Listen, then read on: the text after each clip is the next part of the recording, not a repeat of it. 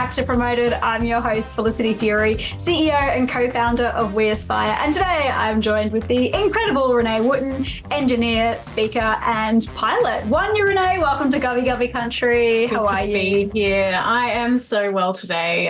We kicked off today by having a bit of time outdoors, which was beautiful. I'm in the studio with Felicity, which doesn't happen all that often, so it's a very sacred time. So good. Great to catch up on all the things that's happening in life. But today we are bringing the topic of making decisions without all of the information, which is a consistent challenge as a leader. And my engineer brain, this hurts me because I go, no, I must have all the information and have so many things worked out. And I think the more that I've led, the less information that you have. Yes. I think it's particularly tricky when you're switching from that technical role where knowledge is your superpower, understanding things technically is how you do your job. And then when you make that leap to leadership, particularly I think for the first time, that's where it's like, I've heard the analogy, which I thought was really helpful in this, is it's like changing sports. It's like you've been a swimmer and now you're doing decathlons and they're a completely different sport. You've got to figure out 10 things at once and now you're in the leadership. I think McKinsey talks about that in one of their leadership books.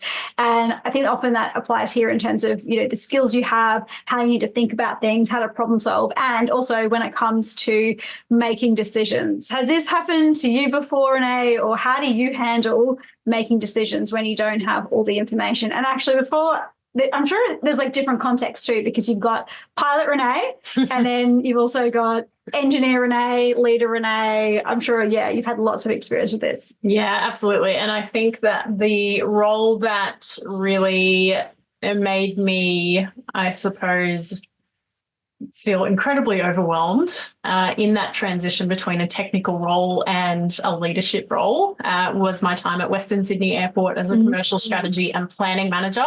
It was my first role in a manager role. It was also my first role outside of engineering and a technical role. So it was really sink or swim, to be quite frank. I got into this role and I was absolutely chuffed that I got it. I was incredibly overwhelmed because I didn't know how I got it.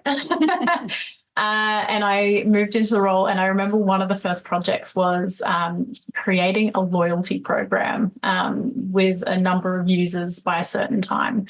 And I was like, okay, I've just come from a project engineering role, which is all about systems engineering, preliminary and secondary design, development, integration, customer relationships, into, hey, we want to create a business and we need a framework to develop that business. And you've got a whole bunch of very senior executives in front of you that will help contribute to that conversation, but you need to lead the conversation, you need to structure the framework, and you need to deliver the result.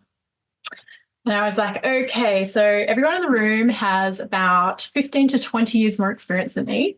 It's my first commercial strategy role. And I have no idea where to start because any engineering role, any performance engineering role, pilots, you name it, there is a list, there is a process, and you must follow that. There's standards, there's your technical specification. Correct. There's, decades of research going into the strength of concept. It's very mature kind of industry. There's, the process and methodology works. And then you come into commercial strategy, it's like there's a business problem, go and solve it. And it was in, a part of the business that I hadn't really worked in. I'd had maybe 6 months experience in a loyalty role before. So whole new ballgame.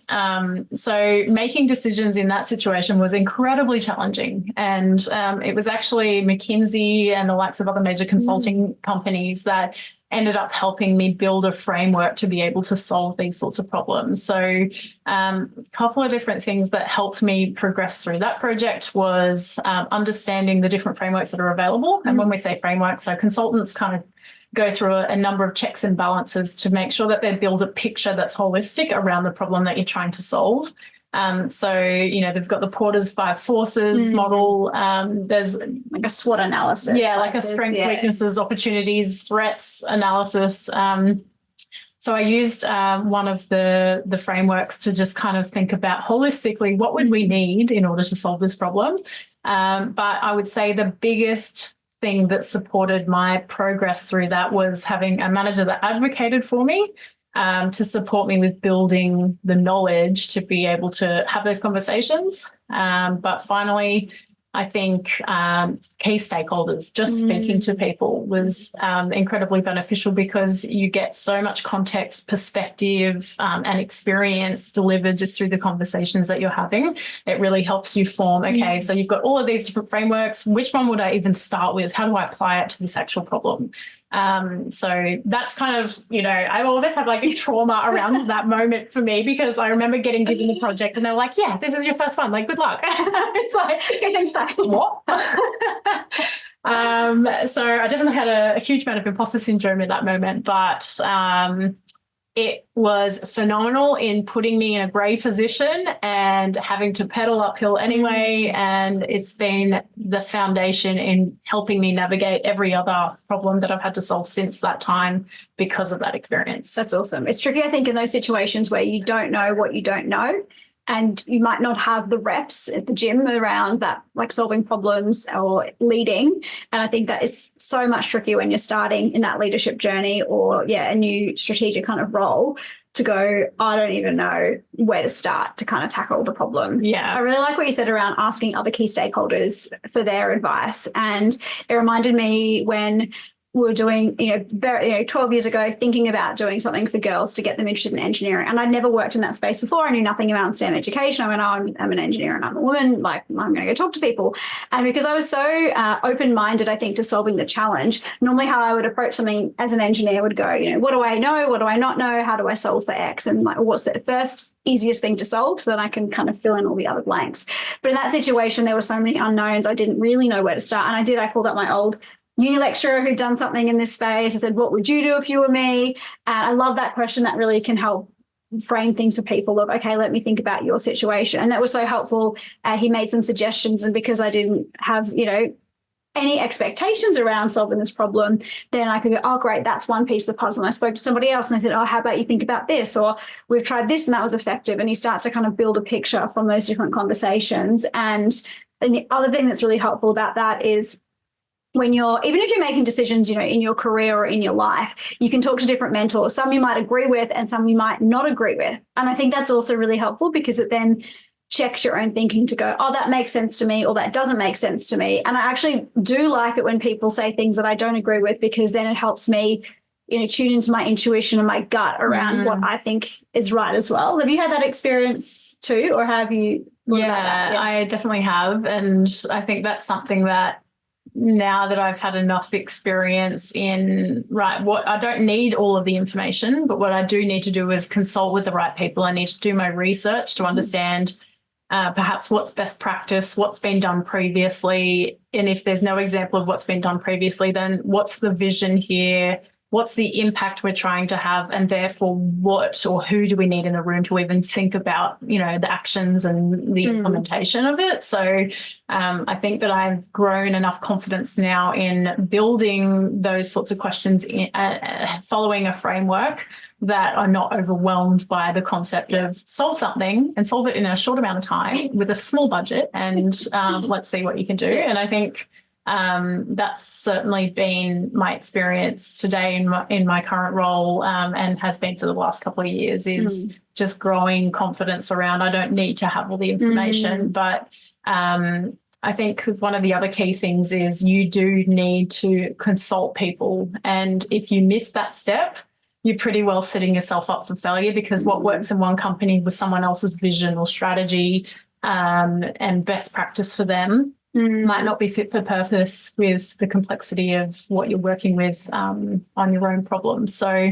consultation is really important. Understanding best practice and what other people, companies or processes provide is the next piece. And then I think it's just getting really clear on what is the impact you're trying to have, because then with those three kind of key ingredients, you can start really finessing and filtering down, well, here's what we're actually able to achieve. Yeah, that's really powerful. And I think looking back, it's easy to see how helpful, say, being trained in a technical profession like an engineer can be, because you're, really attuned to solving problems, go. And like using frameworks like that, I imagine that would be really helpful for me as well in that situation too.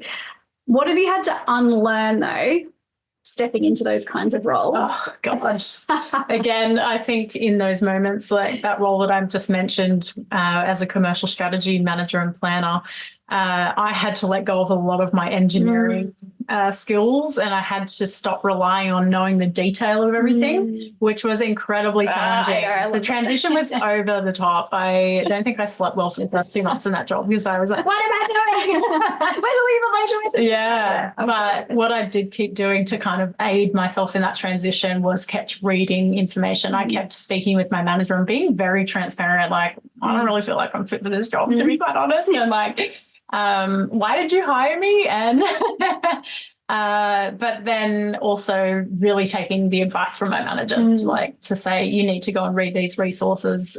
You've already got the foundations because so my manager in that role actually was quite intentional in picking me for the job, as it turned out, because she loved how detail-oriented engineers are. Amazing. Yeah. So as it turned out, my peer in that same role was another aerospace engineering colleague, graduate and alumni of UNSW. So, and both of us were in these strategic roles. And as it turned out, he was somebody that I really looked up to as well. And as it turned out, he had the same kind of challenges in making that transition too, but a lot earlier in his career. So I think that the overwhelm that I felt at that time was because I had to let go of all of these old operating systems. Like the role that I had come from previously was literally a 5-step process, like preliminary design, detailed design, development, integration, and testing. And every step along that process was laid out for me. And so coming in and going like, go and create a business out of nothing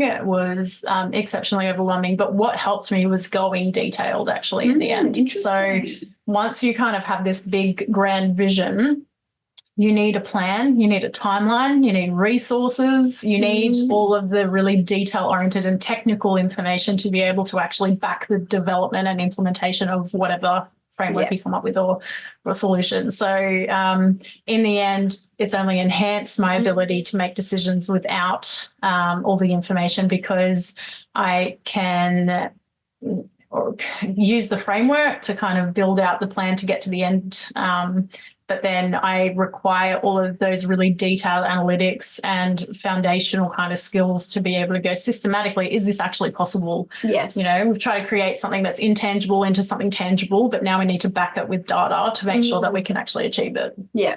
So helpful. Yeah, I think that it's knowing when to use those tools like detail at the right times. And you remind me when I was a structural engineer, very back in the days, like my first job after graduating, you know, if you're designing a structure, I'm sure it's similar in aerospace, you go, okay, here's the joint, what are all the different ways it can fail? Okay, the bolts can shear off. Okay, this, you know, bit of steel could fail. And so then you design methodically for every single thing. And that's helpful when you're building a building, of course, because you want to keep people safe and you don't want the building to fall down. But then when you are in those more strategic roles, you don't need to design for every single use case. And I think what I've had to unlearn has been around putting the right level of risk on something and those things of failure of, okay, well, this is a small business. If this fails, does this matter? Or if, you know, if this happens, is it actually going to have an impact? And kind of picking and choosing the right levels. And I think with more experience, I've been able to do that well. But I started my career in really big companies and big organizations that rightly so have so many processes and think about risk in a different way. So reframing that has also helped in some of those figuring out things when you don't have all the information. Absolutely. So you can, in fact, make decisions without all the information. You just might need a team. You might need an implementation plan. You might need an action list. You might need to get detailed in order to do that.